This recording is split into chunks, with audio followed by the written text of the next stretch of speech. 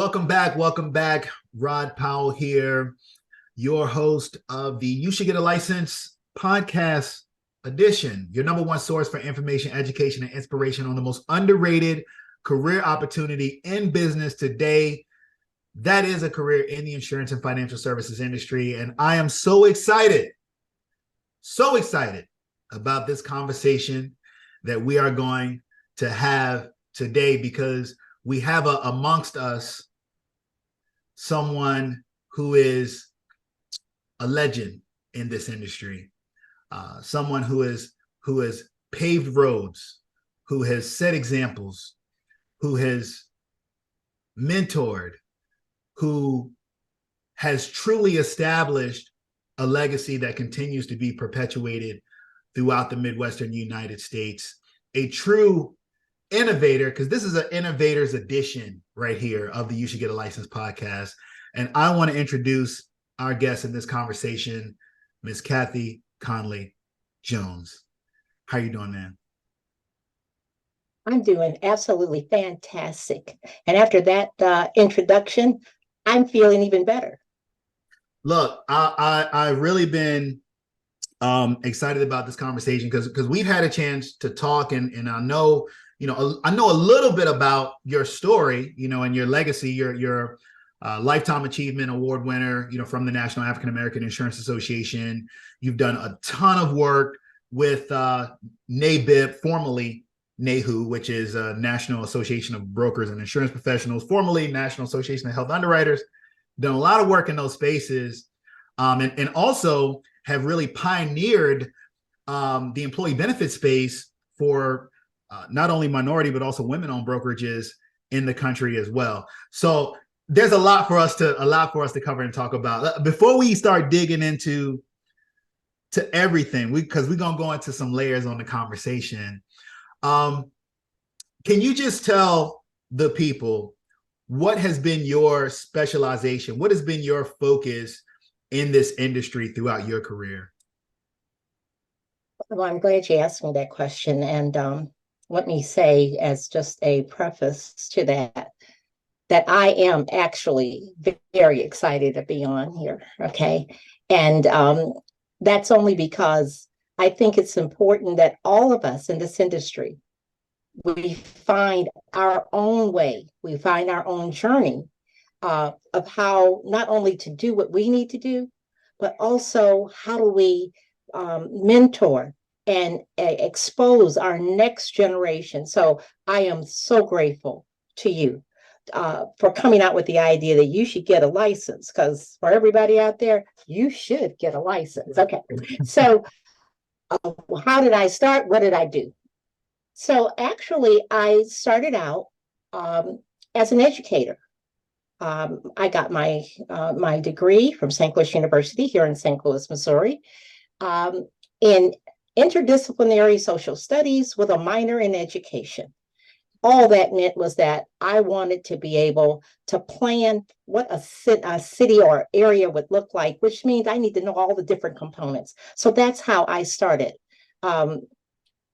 Transferring from education into the field of insurance was because of a young lady who had been a teacher with me.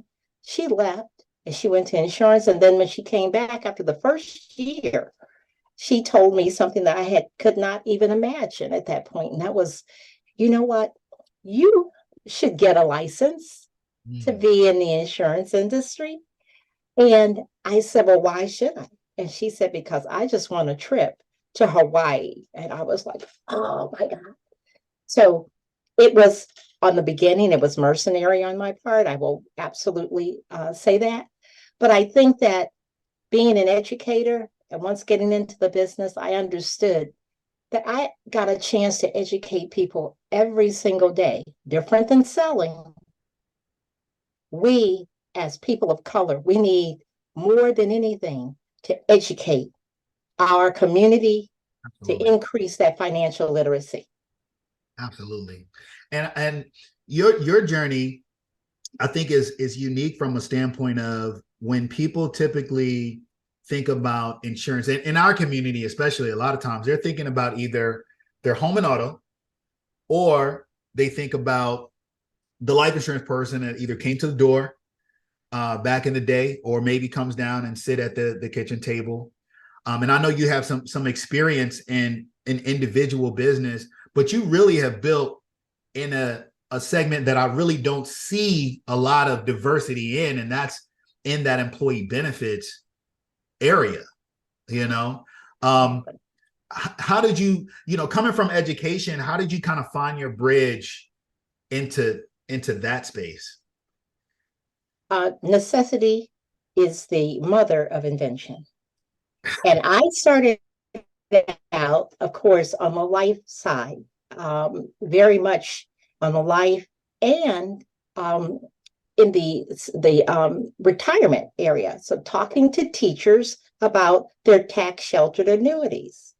Mm-hmm. And it just so happened that starting there, one of the things I realized was, when you would go to talk to someone on an individual basis in the evening, the kid was throwing up on your lap and the dog was kind of, urinating on your leg. And you were like, is this all there is? And I started to think, and I met a gentleman who was originally from New York Life. And he talked to me and he said, if you don't want to have to go one person at a time, why don't you talk to businesses? Really? And he started to talk to me. He had been a manager for New York Life for like 19 years, 8 months and 34 days, or 29 days. Okay. Because they used to have something called NILIC.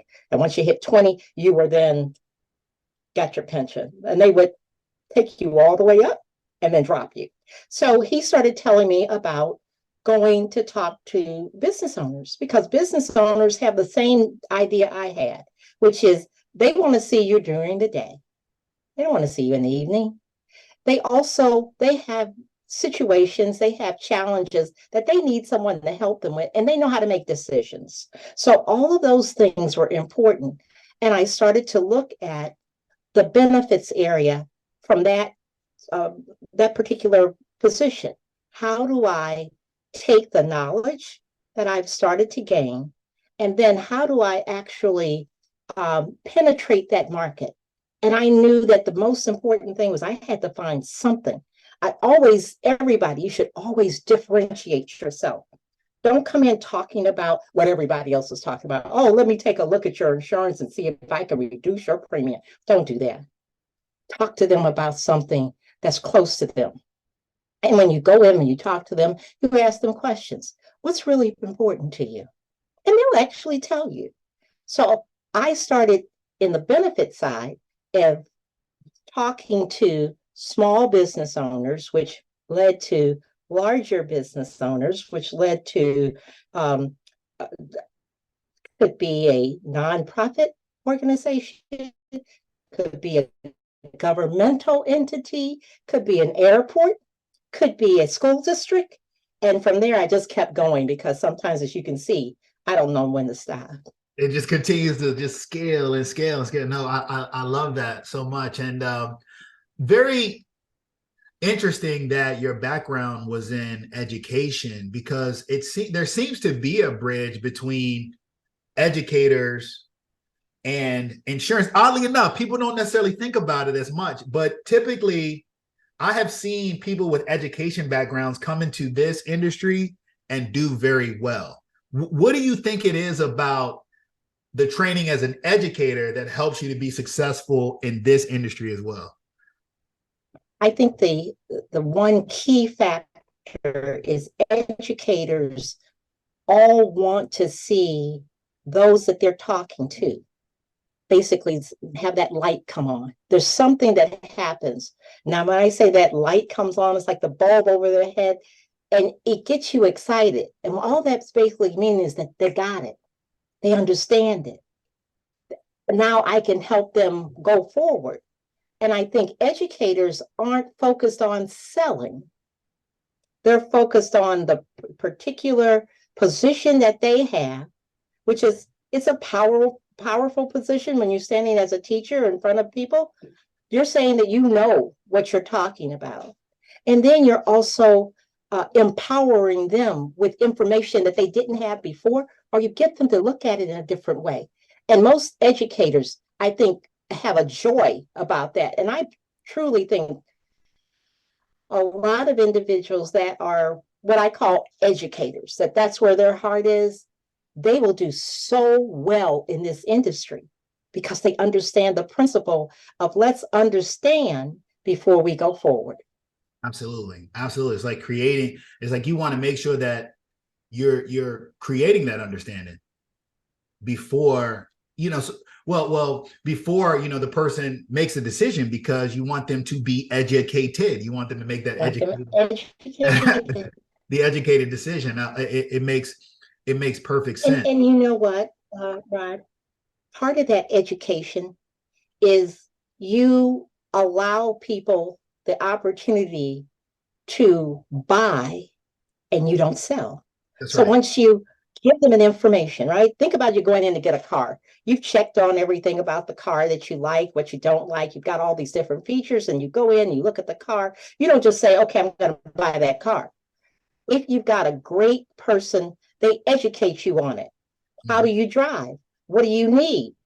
Do you need something that's going to be low mileage? Do you need something that's going to be comfortable? What do you need? And most individuals are, from an education standpoint, they're usually not thinking of themselves when they're talking to those who are students, okay? What they're thinking of is how can I fulfill the need that you have by the information that I have. And then when a person sees and that light comes on, then they say, you know what? You've given me 2 or 3 options. Okay, I know exactly what I want to do. I want to go with this option. Yeah. And that's what educators do. It's not what salespeople do. Mm-hmm. Salespeople are focused on the sell, and they're not focused on the continued relationship to ensure that that person who has just given you their confidence, and that's huge. A person gives you their confidence, that they're saying that they trust you.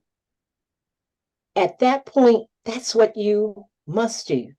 You give them the power, empower them with the education so that they can make a choice. And when they make that choice, all of a sudden, they feel better. They're not going to drop the policy because they always know it's not about transactional numbers. Yep. It's not the lowest. It's tell me how this makes my life better. That's right. That's right. That's right. how I see it.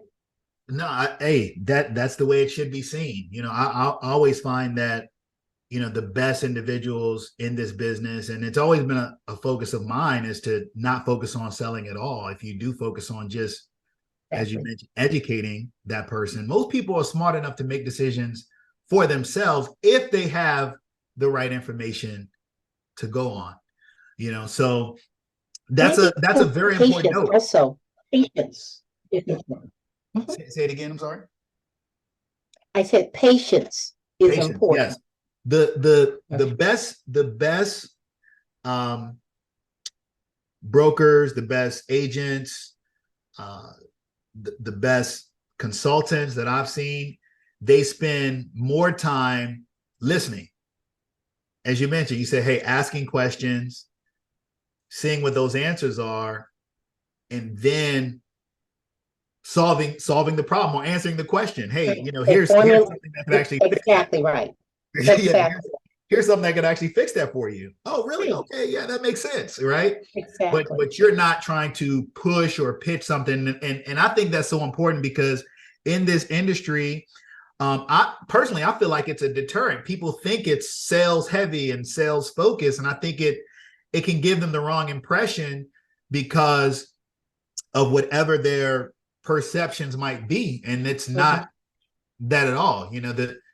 It really is about creating that consultative relationship, as you mentioned, like relationship, and just helping someone with the solution that they may need at that particular time, because it's critical. People are entrusting you with things that are going to affect their lives for potentially generations. It's crucial. Yes. It's crucial. And one thing that I picked up along the way was tell them what is about to happen. Tell them what this process is going to look at like. This is the process. And you ought to have a process that's in your head. It may be on a piece of paper, but when you talk to them, they already know the process because you explain to them, this is how we're going to go through this process. We're going to find out the things that are important to you. You start there. Don't start with a product, like, hey, I've got this group medical plan. It's going to be less. You don't know if that's the case. What you want to do is find out how they think and how they also learn. It's two different things. And you can listen to your client. You'll find out how they learn. Some people go, got it. When they say got it, shut up. Don't keep talking. They just told you they got it. Some people have a tick. Uh-huh. All right. At that point, you say, okay, got it. Let's move to the next piece. Move on, right. Right.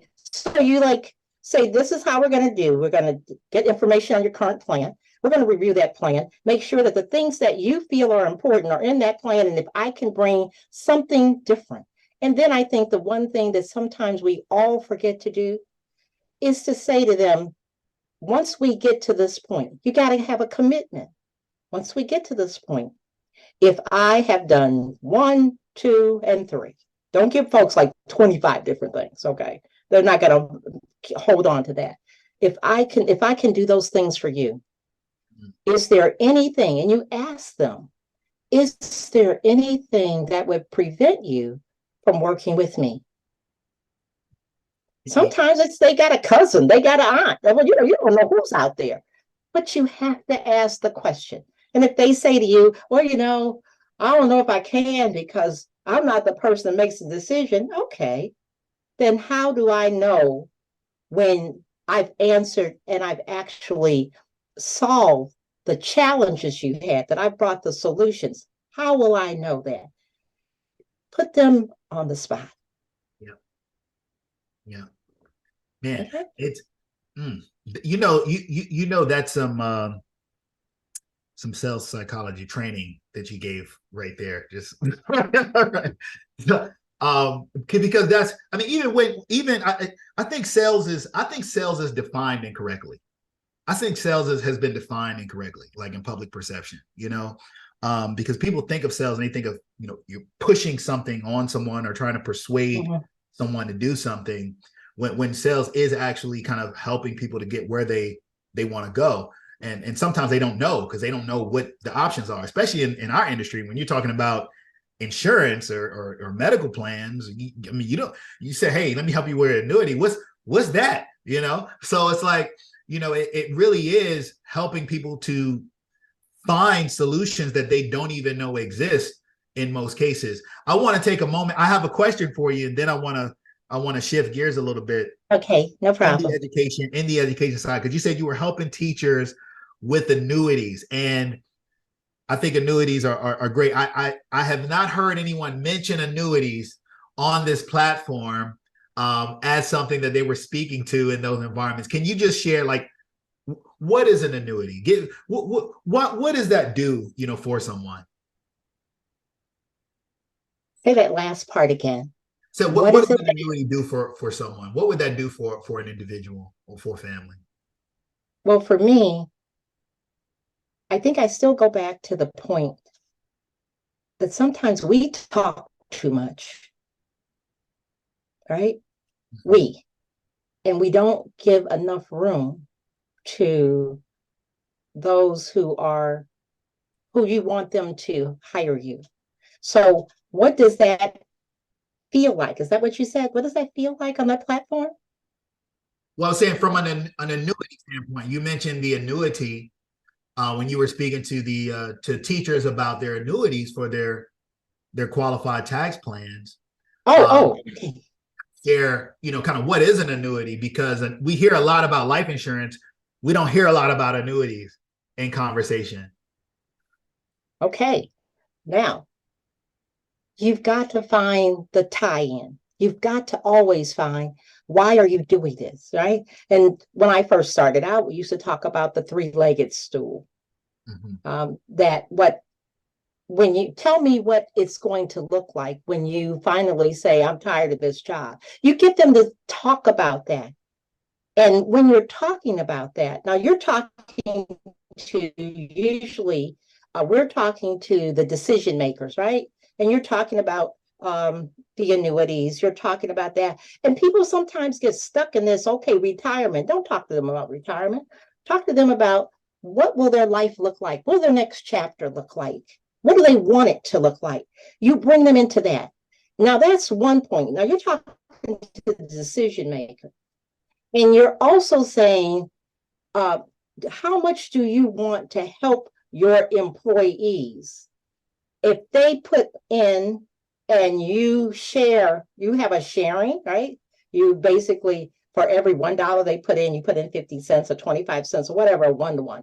So in that particular point, when you're talking to the decision maker on qualified monies, and that decision maker can be the owner, the CFO, or it's the person that's sitting here who's about to maybe they are going to leave this job and they've got some monies over here, right? They're the CEO of their life. Yes. So you've got to get them to think about what does the next chapter look like and how that works. Most of us have been focused, or we have been steered to just talk about what the return is going to be, what's the fees are going to be. What, people really don't care. I mean, they care, but they don't care like Right. that. You've always got to get to the heart of the matter, and it's their heart. So you want to ask them, what will you do? How will you do it? And how much will it cost you? How much do you need to do that? Get them to think about it. And then ask them, and now that's what you want to do. How much do you have? Where do we start? So that, people will stop, and I've actually had folks stop and go like, okay, you do a calculation for me, they've got all the new wonderful calculations, and say, everybody talks about being a millionaire, but a millionaire is not always what it is, all right? But you have to say, it really is about not how much you have, but how much you keep and how well you manage it. Right. So you've got to talk to them about things that may be stopping them from putting more monies away. Or you're talking to the CFO and you're saying, not only are we going to be able to bring this wonderful qualified plan to you, but we're also going to bring education, financial empowerment benefit. What about if you offered a financial empowerment benefit? They go like, what is that? All that is that now we're going to talk to your employees. We're going to have quarterly meetings so that they can understand. So what are you doing? You're empowering the CFO, the CEO, or maybe it's the janitor. I don't care who it is. We all have to have, on this journey, we have to have a path. We've got to have a roadmap.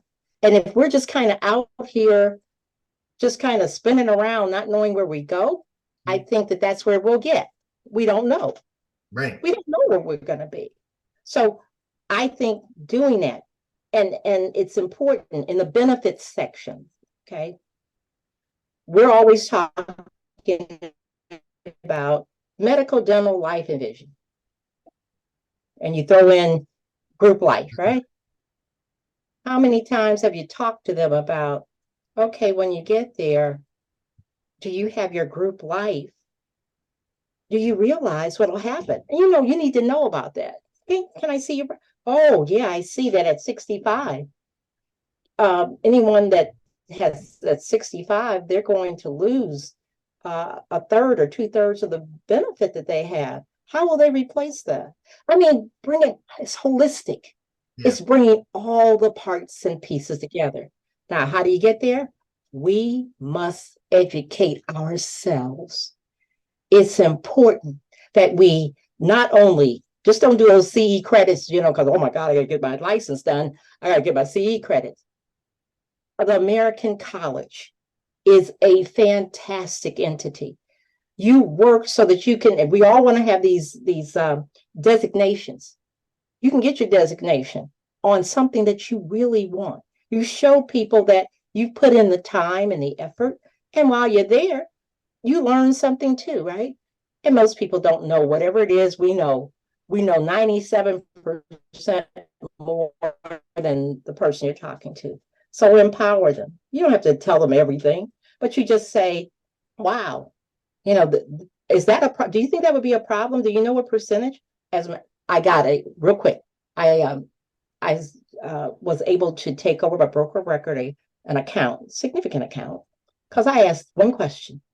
What percentage of your employees are 65 years of age or older? Mm. Didn't know.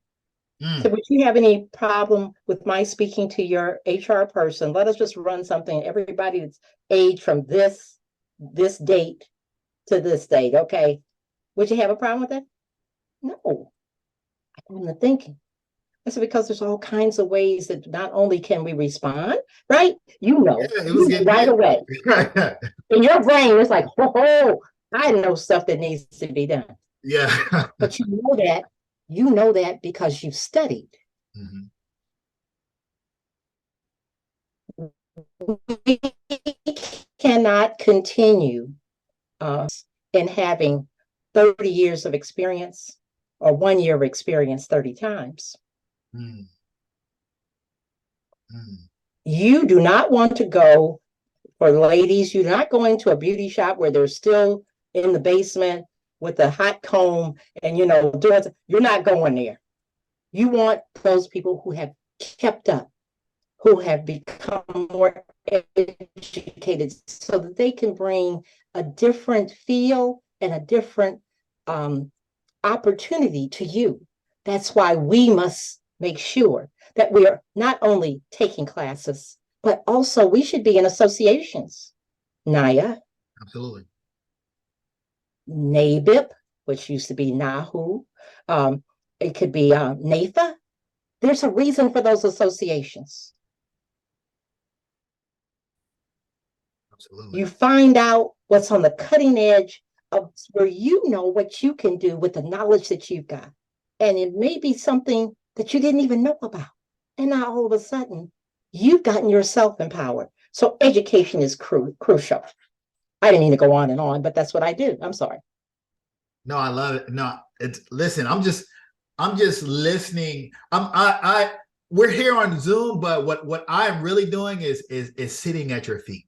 That's what I'm doing right now, proverbially. I want to shift a little bit, and I want to go back. You mentioned 30 years. Now you've been licensed in this industry since a long time, since 81. 1981. 81, which is interesting. 42 years. 42. 42. 42. Your life. And it's amazing. I'm only seeing 48 years old. Isn't that amazing? I'm kidding. I'm sorry. Go ahead. Right. When you get licensed at 6 years old, I mean, hey, that's special. Okay. But I mean, your license is just a couple years younger than me. Actually, it's interesting. But so take me back to Kathy Conley Jones, 9 years old. What were you dreaming of? What were you dreaming of being when you grew up? There were only two things I wanted to be at that point. I wanted to be either a doctor or a teacher. The reason I wanted to be that is because I thought those were the two people who had control of their own lives. That's what you thought. That's the dream of young people. Yes. But you never let those dreams be dashed. You don't say, oh, you can't do that, or that's not. Don't tell them that. Let them be free enough to dream, because your dreams get bigger. That's right. Your dreams, that sometimes they get so big that you have to bring them down yourself, but you bring them. You don't let anyone else narrow your dreams, right?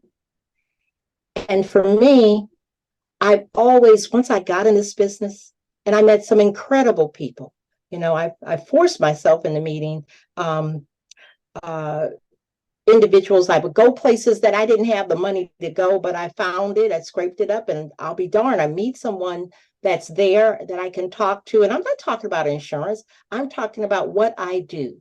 And I think we have to crystallize what we do. Not I sell insurance. Nobody wants to talk to you. But if you say I bring solutions to the challenges that you may have in your business, or I help you make your dream, that's what I always used to say to individuals. I can help you make your dreams come true. Mm. Now, people go everywhere with that, right? Mm. Yeah. And then, I say, but be careful. All right. Right. My profession Yeah. is the only profession, our profession is the only profession that we can make people's dreams come true. Mm. Really? Okay. So you say you want your child who's maybe 8 years old, you want them to be able to select any college or whatever they want. But what if you're not here? Unforeseen, you're not here, Dad. What did you do to make sure that could happen? You bought life insurance. Your accountant can't do that. Your doctor can't do that. Your attorney can't do that. I can. I can make your dreams come true. Wow. You want to make sure that if you're ill, that there's the ability to go to the right doctor to get the right outcome. What can happen? You got medical insurance, but guess what else we did? While you're going through that, we put in some critical illness, or we put in some supplemental, some disability. We did something that brings discounted dollars to your table, to your family. So all of a sudden, I can make your dreams come true. Oh. And even if you're in your investments, and I say, tell me what it is you want, you tell me. Now, what we can do, a lot of times we don't hit it 100%, but to be 80% is pretty cool. Right. It means you only got 20% that you have to figure out. And if you get yourself a license, you could probably fill that place. Mm-hmm. So you ought to get a license for all of you out there. That's right, because you can generate some extra income so you can fill in that gap. That's right. No, I love it. I love it. I love it. When I hear you speak, it's like I really sense, the educational background, even more like hearing you in this conversation, and just an eloquence, in how you communicate. Like, what was your childhood like? What was it like growing up? Like, what are the things that influenced you to become, who you are today? It was just like everything else. You take it one step at a time. Nobody leaps up. Okay. But it was all about connections that I made that I had no idea. Individuals, being places, associations. Like I say, I think a lot of times we as people of color, we poo-poo that. I'm not doing that. How much does that cost? $300 a year? I'm not doing that. It's called an investment. You're investing in yourself. My God, what are you talking about? Because I can probably tell everybody that has ever joined NAYA, joined NAHU, now NABIP, joined NAFA, become in the American college. The monies that you have invested, I can guarantee you have a return on them 3, 4, 5 times what you got. So we need to talk about associations. We also need to talk about associations, and we're talking about stepping up. One of the greatest people that I had ever met was a man named Lang Dixon, an African-American male who I met because I was working with a company, General American Life. And he was one of the first CLUs, chartered life underwriters. And he also was the individual who mentored Lee Bethel, who has every possible. Okay, but that's Yeah. Lee. I met them, and he told me that this is about making sure that you're always ready.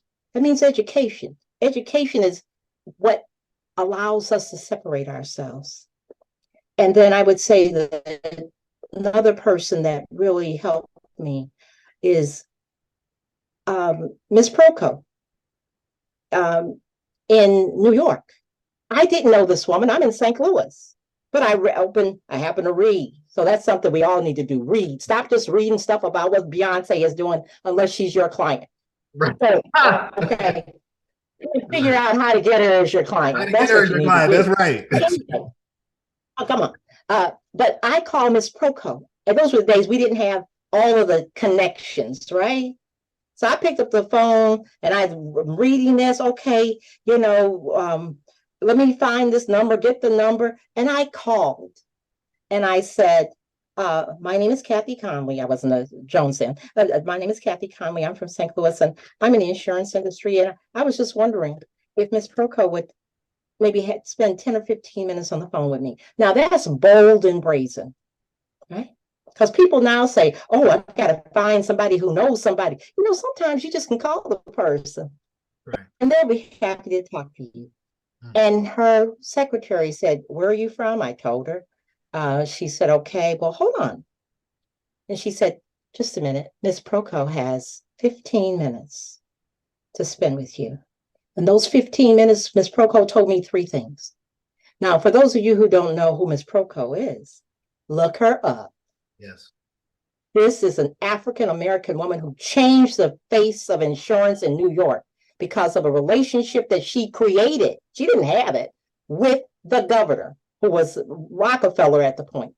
And she saw that in her community in Harlem, people weren't able to get insurance. They doctors and lawyers and business owners. They couldn't get insurance. They were being redlined. You heard about that, right? So Miss Proco comes on and she says, hello. And I said, hello, Miss Proco. And I tell her who I am. She says, okay, so what can I do for you? I said, I'm not sure what you can do for me, but I'm certainly hoping that you can tell me something. Tell her that I've been in the business, I think maybe 3 years. I read this article about her. I was just intrigued because I saw another person that looked like me, a woman, an African-American woman. And I was just thrilled. I wanted to talk to her. And she said, so what can I do? I said, Miss Proco, all I'd like you to do is help me understand what can I do to become you one day. You know, Miss Proco said, I don't want you to become me. She said, I want you to be better than me. She said, now you'll have to go outside your community because we're small.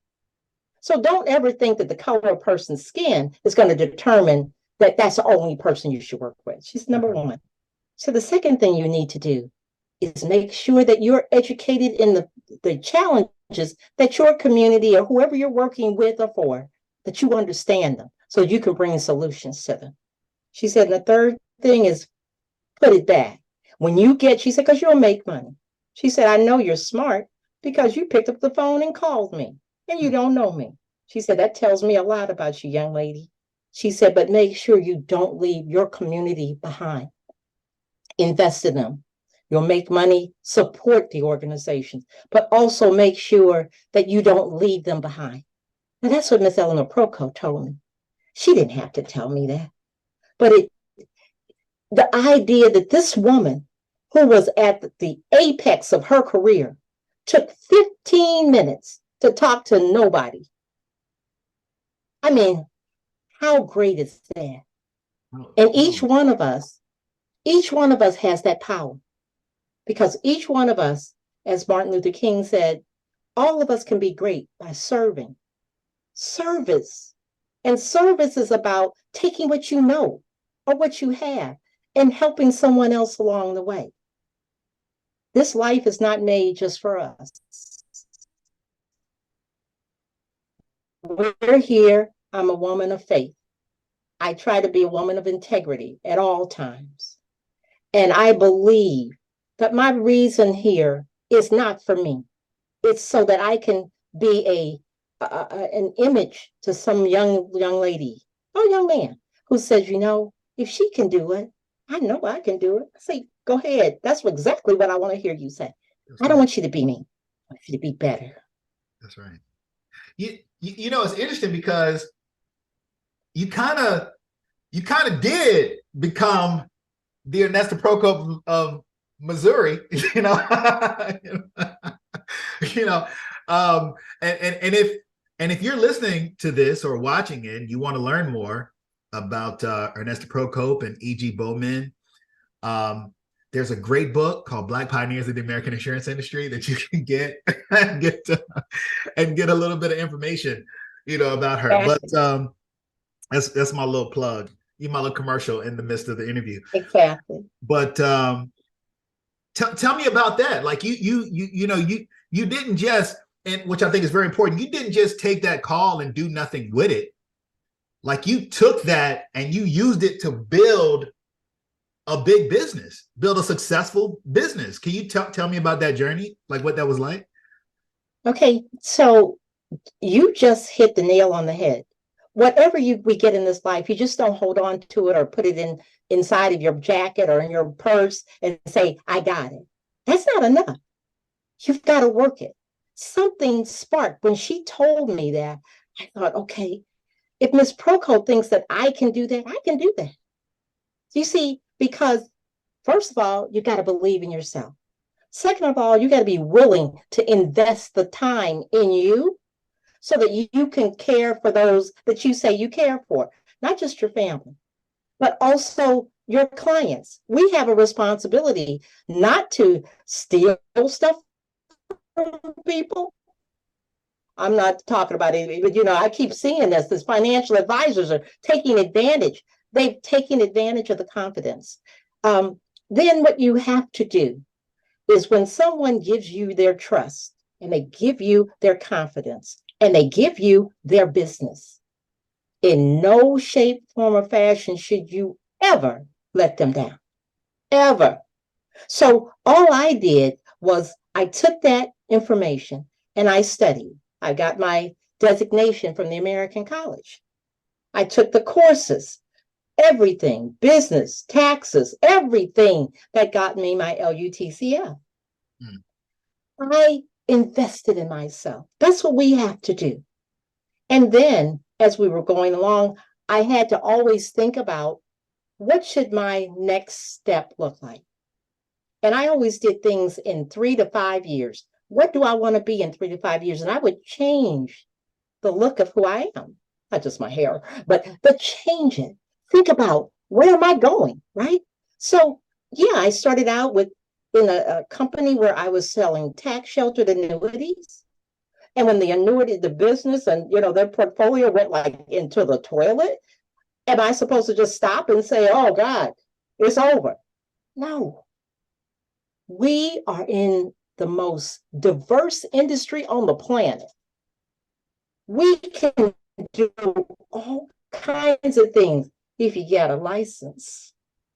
You can find other places to go within that um, huge universe of insurance. So I went from doing tax sheltered annuities and then talking to the gentleman and talked about going into businesses because I wanted that freedom. I had a little boy. I didn't want to be away from him. He playing ball and stuff. I needed to be able to do that. So I made sure that I learned as much as I could about employee benefits. And I took it up on myself to go knock on doors. Not like you can't quite do it today, but there's a way because the same issues that were then are now. People don't know anything about insurance. And I think about yourself every 3 or 5 years, reinvent yourself. And I don't mean change your name and all of that. What I mean is tell me what's your next goal. Because if you see yourself getting close to that goal, it's time for you to step it up. Okay, since I've done that, what's the next thing I need to do? Maybe I need to grow it. And as I was doing this, I was always thinking, what will happen? Because I never was able to walk into a place where I saw people that looked like me in the industry, right? Until I met Naya. And I walked into a room in Chicago where I had a very large client in the evening. I didn't have anything to do. And I happened to read. I'm telling you guys, there's stuff stuck in there that you just don't know.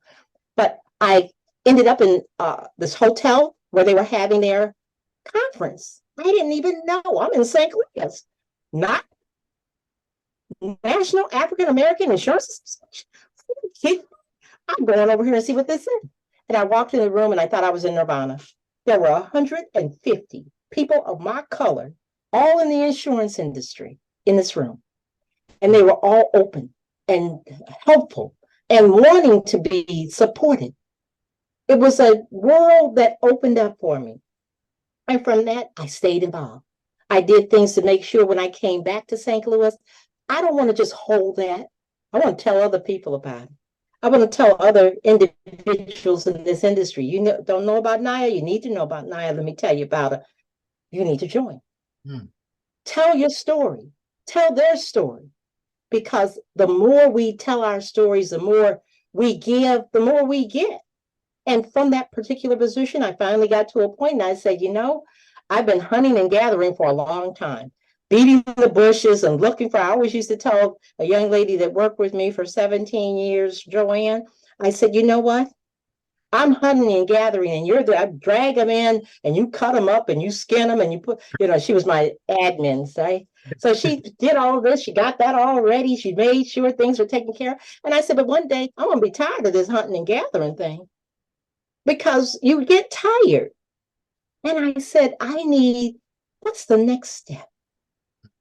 And I found a young man who I knew his father because of NIA. I found Quincy Branch. I found Quincy only because I knew Aubrey. And in the conversation, we started talking about things, and I thought, let's talk about what can be. Yeah. And from there, we did an acquisition and merger. And now the Conley Financial Group, which is owned and controlled by Branch Benefit Consultants out of Las Vegas, Nevada, is the largest African-American owned employee benefit and brokerage organization in the state of Missouri. I can't do that by myself. Let's give a round of applause for that right there, and for It's the all branches about as working well. together. Shout out to Aubrey Branch, Mr. Branch, and Quincy Branch doing some amazing things also. Man, that's phenomenal. That's phenomenal. Can I tell you a real quick story? May I tell you a quick story? I always envision, you got to envision yourself as who you want to be, not who you are. You always see. I've had the blessing to know Jackie Joyner Kerr. This is the woman who holds the record in the long jump and all these different things. Right? She's gone through, and remember, she got more. I told her one day, she stepped on my foot. I said, she told Kathy, I'm so sorry. I said, no. I said, how many people can say that an Olympic champion stepped on their foot? I said, now, I'm not going to tell them that I wasn't running with you or anything like that. But for me, I asked her about it, and she always saw herself futuristically. She saw herself jumping, running, doing whatever. She envisioned that, because as a man or woman thinketh, so they are. Yeah. So I always considered myself to be an embodiment of Harriet Tubman. Yeah. So, because what Harriet Tubman did, she fought and worked and did whatever she could till she found a way out of slavery. She got out. But she didn't just hold that and say, I'm out. She said, no, I got to go back and get some more people. I got to go back. And she went back over and over and over. And I think of what I would want to be is Harriet Tubman. I want to bring our community, if it's women of color, if it's women, if it's just folks of color, If you're white and you need some help, I'm not, I might be biased, but I'm not racist. Okay, come on, everybody, let's go. And for me, what she embodied was always, she was putting in the effort. She had an endless effort. And that's what we need in this industry. You're going to have those days, it's like, I ain't got no money at all. What is going on? You got to think yourself out of it, see where you're trying to go. And for me, I wanted to be the embodiment of a financial Harriet Tubman, that I can lead you out of the financial wilderness of slavery, of being torn. You don't have what you need in order to be free. Because freedom is an amazing thing. Freedom can be the financial freedom, but it also should be the mental freedom. It should be the spiritual freedom. It's that freedom that does not require you to have other people determine how high you go. That's freedom. So that is the story of Harriet Tubman. And folks around here will say, yes, Kathy, we know Harriet Tubman. I said, that's right. That's right. And I keep her little sign here, and it says, in order to reach your goal, you must continue to strive in spite of the treatment or the interference that you will encounter. Here we are in 2023, and some things never change. So it just means that we just have to keep pushing harder, and each one of us can do more, be more, if we see ourselves in that, especially if you get yourself a license. That's right. That's right. That's right. I got a couple more questions for you, Ms. Conley Jones, before we round out here. But so at this point, it sounds like it just, bring me back if I'm off, but it sounds like, right now your motivation is really, helping folks like myself, kind of continue to flourish and grow in this industry, and others, who are kind of following, in your footsteps and the templates and roads that you've paved. At this point, in your career, let's say, 10 years, you said 3 to 5 years ahead, 5 years from now, what's going on with Kathleen Conley Jones at this point? What's happening? Well, I think at that point, she's slowing down. She has hit one of the places on her bucket list, which is to stand on the shore in Ghana and look across that vast water and say thank you, because somebody, I don't know her name, his name, somebody had an endless effort that they did not give up through all that they went through being shackled, to being beat up, to being everything that could happen. They survived and they made it to these shores. And no matter if you know who your great, great, great, great grandmother or grandfather is, it doesn't matter, because the color of the skin tells me everything I need to know. That's right. That I am from a people who will go through. You've got to, in order to get to it, you got to go through it. So I want to stand on that shore, feel that sand, and say thank you, because I could not be here if they did not survive. That's one thing. The second thing is that I started a foundation. I started a foundation 5 years ago. I didn't have a clue what I wanted to do. But the foundation was called Affinity Planning and Insurance, for all the things we have in common. And it's really about educating young people in our industry, because you know that our industry right now, the average age is 68 years old. It's male and it's white. Yeah. Where's the pipeline? Where's that talent? On the shoulder, however he gonna call me. I want to be able for him to say, well done. You help somebody other than yourself. I know then that my living has not been in vain, because I will have cut a path, shown someone some slices, because this thing is absolutely, it's platinum. It's better than gold. But if they don't do anything with that license, what they will have learned is how to be more financially free. Yes. They've learned what they can do.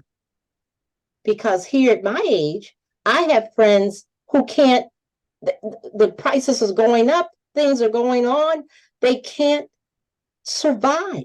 They save money, but all the things, and who's going to hire a little blue-haired woman who's going to be standing there? I always never wanted to be in the restaurant serving people. You know, I'm barely able to hold. I didn't want to do that.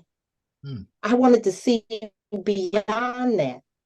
So that's where I want to be. I want to be at a place where I will have provided scholarships to young people, that I have gotten other friends to help support them, so that when God calls me, there's something that continues on that helps us in this wonderful industry of insurance. Wow. Wow. The phone rings.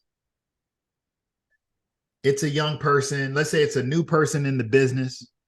Maybe it's a young educator, and they're asking you, hey, I'm either thinking about getting into this thing, or, hey, I just got in this thing, I'm trying to figure it out. What's the piece of advice that you would give to that either new person in the business or person deciding if they should come into this industry? What's a critical and crucial piece of advice that you would give them today? My first question is, do you know who you are? And do you know what you really want to be? That's my first question. What's your purpose? You need to be able to tell me your purpose. If you're coming in this to make money, we don't really have a conversation. Yeah. If you're coming to make a difference in the lives of others, I'll meet you for lunch or coffee, and then we're going to have a conversation. Yeah. And I'm going to tell you the stories of others who have been here, because we learn more about through example than anything. So I can tell you, and I'm not always going to tell you about me. I'm going to tell you about those that I've met. I can tell you about a Rod Powell who was trying to figure out how to make this thing work, and he understood that you ought to get a license. I can tell them about Miss Proco. I can tell them about let's see, John Rogers, who is the only African American that I know who has the Ariel Fund. Melody Hobson is his co-owner of from a financial standpoint. She married, what's his name, Star Wars. But that's not the story. The story is, look up Melody Hobson, look up John Rogers, look up Lee Bethel, look up these people who have come before us, who have made a way. And a lot of times we look back real far. That's our foundation. Look around you. There are people in your midst, and I want them to recognize, go talk to them. Find out what they had to endure. So my phone actually rings now. I have a meeting this Friday with a young lady. And you know what the joy is? I have freedom. I have the freedom. I have the financial freedom. I have the physical freedom that I can say, oh yeah, let's meet for lunch. Give you an hour. Let's talk. I want to hear all about you. That you can't always do when you're working, hunting and gathering. You don't always have the time. But find some way to make the time. because our young people need us. See, we're in a totally different era than I was. I could go to the water cooler and somebody was in the office and I could knock on their door and say, excuse me, you got 10 minutes? I can kind of talk to you. They could tell me yes or no, but they were right there. Yeah. What we don't have are for the young people, they don't have proximity. And they sometimes believe that if you're on the Zoom or whatever, that's proximity. That's not proximity. That's the initial connection. So you find out, you find an advocate, you find a mentor, you find those individuals who support you, a sponsor, and you figure out how not to make them who they are for you, but to make who you are for them. I want someone that I can sit back and watch them grow and applaud them and say, you know, I used to know her when she was like a little girl, not a little girl, but, you know, young in the business. Because there's no joy. I understand now how my mother used to say, you know, going in a little something at school. And my mother was only 5 feet tall. And so my mother was a functional illiterate. She really could not read, but she had this desire for her children. And I knew that no matter what, wherever we were, I would see this little white handkerchief up above the crowd. That was my mama. She was waving to let me know she was there. And there's such a joy when you can see the next generation moving forward. That's what our responsibility is. And that's what I'll be doing. Call me, I'll talk to you. Speaking of call, you know, if someone wants to get in contact with you, if someone wants to get in contact with you, they want to connect with you, how do they reach, you know, Kathy Conley Jones? Absolutely. What's Will the you be at NIA? Huh? You going to be at the NIA conference? Oh, I would definitely be there. So will I. Yes. So come to the NIA conference. That's one. You know what? This interview might not come out before the NIA conference. I hope. Right. October 10th to the 13th. But, you know, I don't want to, we don't have to put your phone number on blast, but unless you want to, but what's like an email address or LinkedIn, how would they find you and connect with you? Absolutely. I'm just so thrilled to be asked. You may think I'm kind of blowing smoke or make it up. I don't know what the new terms are, but I'm not. Because the real joy is when younger people want to talk to someone who's more mature, a little older, that they feel that they have something to say. That's the joy for me. That someone would say, excuse me, you got a few minutes? Oh, heck yeah, I got it. Let me find it. I'll find you sometime. Because I am here. Because there were those who were before me. I stand on their shoulders. There were individuals who did not know me, who didn't even look like me. It gave me an opportunity. And they said to me, you can be great.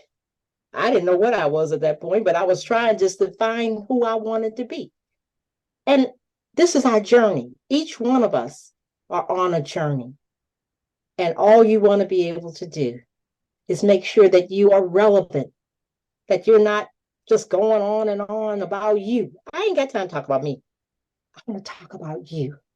And if there's something that I've done, something that I've said that helps you become a better you, then my work is done. Absolutely. Listen, we just so you know, we are going to share your LinkedIn at least, and we'll probably share your email address as well. We won't share your phone number, but you know, Miss Conley Jones is open for conversations. I can attest to this, that she will, you know, have a conversation and drop some knowledge upon you and some gems that will not only assist you in your professional life, but also that you can take personally as well. I want to say, look, you said thank you to me. You know, I definitely want to take the opportunity to say thank you to you for coming and sharing on the platform. So appreciative for your contributions, appreciative for your experiences and your knowledge. And it is always valuable every single time we've communicated. And I know it's going to be valuable to those who are listening as well. And maybe even someone heard something that made them think to themselves, you should get a license. Until the next time, take care.